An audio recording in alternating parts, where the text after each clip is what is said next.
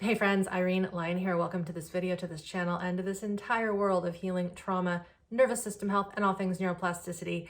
Today I have a little tiny video clip from a longer Q&A I did back in January of 2020. I believe it was 2020. Yes, it was 2020, where I dive into chronic illness, chronic pain, autoimmune conditions, just really deep level autonomic nervous system dysregulation and how that can play out in the system. And I get into, in this small clip, the importance of getting to this body level to heal. And the reason why is because our nervous system, our somatic system, our gut, our movements, our muscle tension patterns, these are the areas where these old memories are stored. While things are stored in our brain, they are also stored in this physicality that is the body, the somatic self, our sensations, our emotions.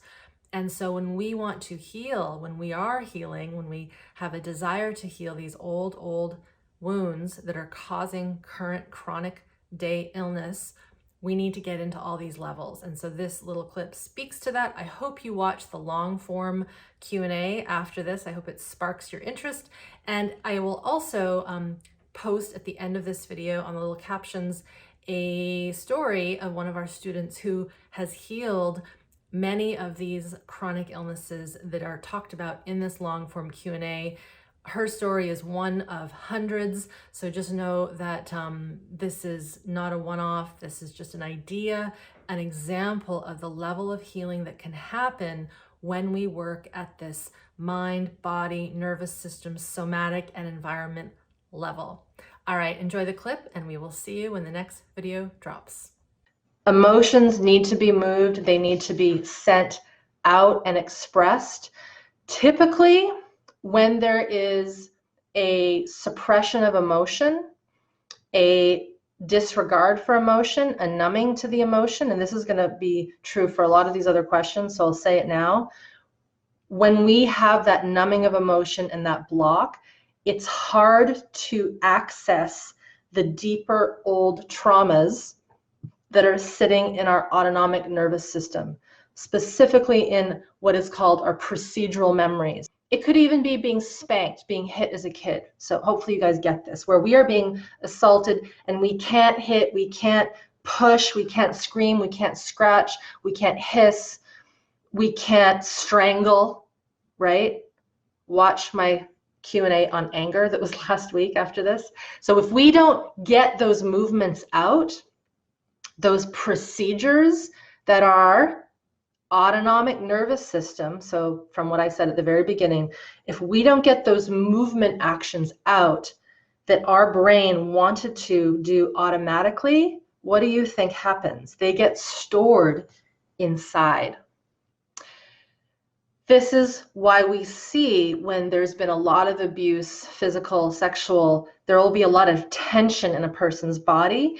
And it isn't because they're overworking their muscles or have bad posture necessarily. It's because of that stored procedural motor muscular response is desperately trying to act out these movements and these procedures of protection, and they can't. So that's one piece.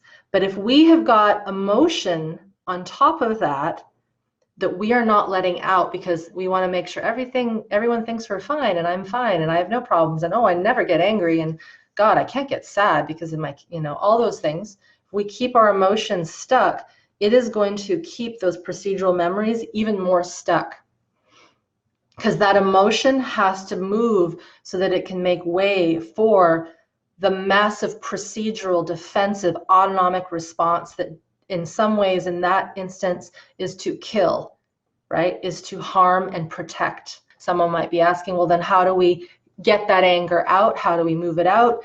You can't just sit here and pretend to punch the abuser or the attacker or strangle them, because me doing this right now isn't connecting to an emotion and a felt sense because I'm talking to you. I'm not in that. So part of the work, part of healing a chronic illness that has been popped due to stored traumatic stress means going back to the basics. There's no quick fix here. It's not like taking some antibiotics and then waiting for 7 days and then all of a sudden the anger comes out. There needs to be the same apprenticeship as someone who has a mental illness, someone who has a relational traumas, early traumas where there is panic and fear. It all comes into the same boat or vessel. So we need to get education on board. I know you guys are here getting education with me today, but this is not enough. I say that quite sincerely. We need more education about how the inner workings of the nervous system occur. We need to work on basic practices. I call them the ABCs and 1, 2, 3s of nervous system health and apprenticeship. We need to relearn to connect to the environment. We need to relearn to connect to ourselves, which takes time. Again, it isn't take one pill and you're good in 7 days.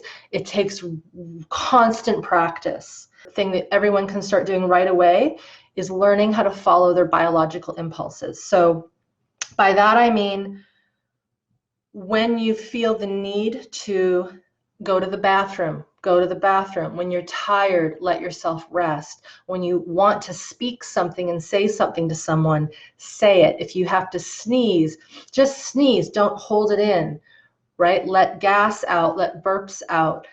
When we deny those biological impulses of hunger, tired, passing gas, I mean, you get it. We are sort of slowly, softly telling our autonomic nervous system, you don't know what you're doing. Get that? It's like we're denying its natural organic need. This was taught to us so early in life, typically, that it's just second nature to excuse ourselves whenever we do something that's biologically needed by our body. So part of the healing, which you all can start today, maybe you're sitting here watching this and you really need to go to the bathroom, go, come back, or bring your phone with you. Whatever it is, you've got to start listening to these impulses before the heavy lifting of getting anger out and getting emotions out, because without those basic autonomic impulses there, that emotion is not going to come out in a pure state, or it's going to be messy and we won't know what to do with it.